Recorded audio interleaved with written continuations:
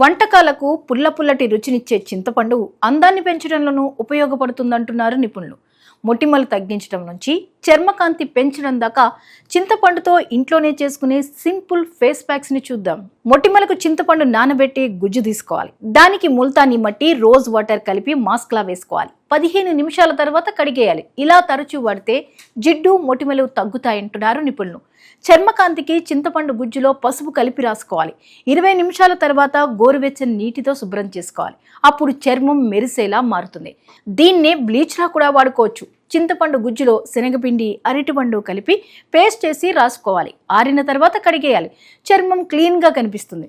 అలాగే చింతపండు గుజ్జులో నిమ్మరసం, బేకింగ్ సోడా, పంచదార కలిపి మృదువుగా మసాజ్ చేసిన తర్వాత స్నానం చేయాలి. జిడ్డు చర్మానికి చింతపండు బ్లీచ్ గా చాలా బాగా ఉపయోగపడుతుంది.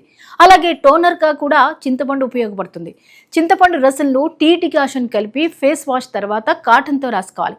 10-15 నిమిషాల తర్వాత కడిగేయాలి. నేచురల్ టోనర్ లా పనిచేస్తుంది. అయితే చింతపండును నేరుగా ముఖానికి రాయకూడదు. ఇతర పదార్థాలతో కలిపి వాడాలి. ముందుగా ప్యాచ్ టెస్ట్ చేయడం తప్పనిసరి.